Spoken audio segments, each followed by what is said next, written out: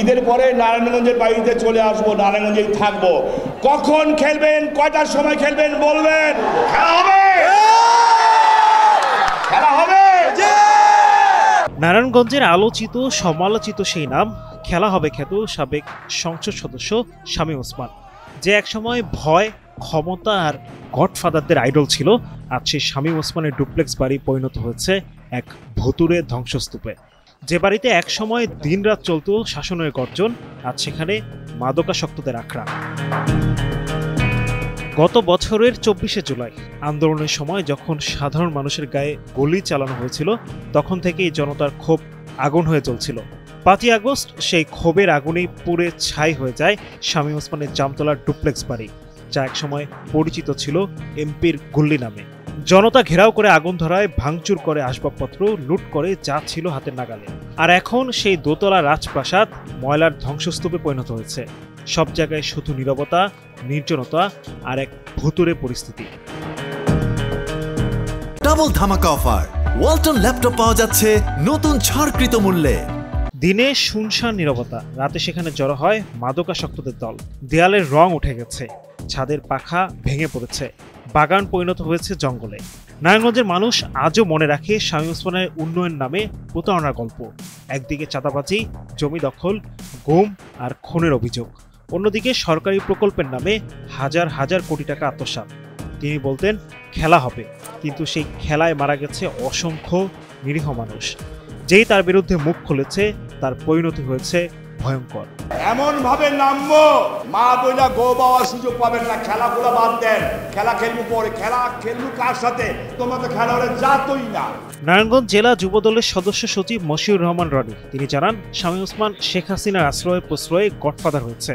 অপকর্মের কথা যেই বলতো তাকেই পৃথিবী থেকে সরিয়ে দেওয়ার পরিকল্পনা করত শামীম ওসমান। জনতার ক্ষোভের বহিঃপ্রকাশ ঘটেছে তার বাড়িতে। তার কর্মকাণ্ড ছিল এরকম, তিনি তার ছেলেকে দিয়ে সন্ত্রাসী বাহিনী তৈরি করেছে, কিশোর গ্যাং তৈরি করেছিলেন, এলাকার মাদকের একটা অবস্থা তৈরি করেছে। আপনি জানেন, যেই সমাজে মাদক থাকবে, যেই সমাজে কিশোর গ্যাং থাকবে, সেই সমাজ কখনো ভালো কাজ করতে পারে না এবং ভালো কাজে তারা সম্পৃক্ত হতে পারে না।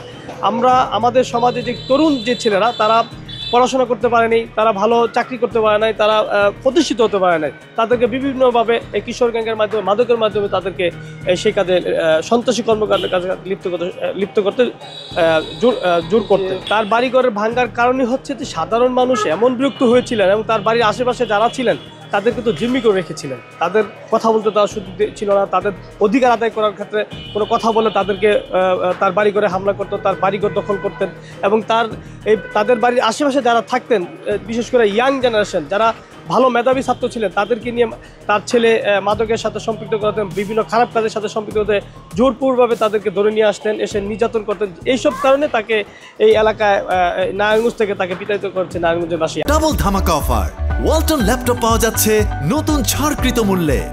ওসমান পরিবারের হাতে খুন হতে হয়েছে নারায়ণগঞ্জের মেধাবী শিক্ষার্থী তানভীর মোহাম্মদ তকিকে। তার বাবা রফিউর রাব্বি জানালেন, বহু হত্যাকাণ্ডের ঘটনা তারা ঘটিয়েছে।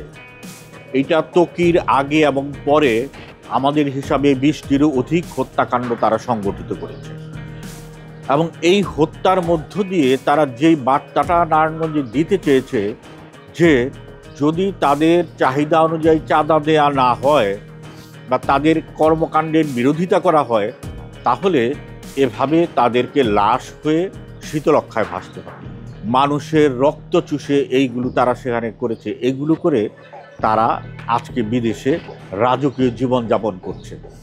ন্যূনতম দায়িত্ববোধ তাদের নারায়ণগঞ্জের মানুষের প্রতি ছিল না। আজ পরিবার সহ পলাতক শামীম ওসমান বোরখা পরে দেশ ছাড়ার খবর ছড়িয়ে পড়েছে সর্বত্র।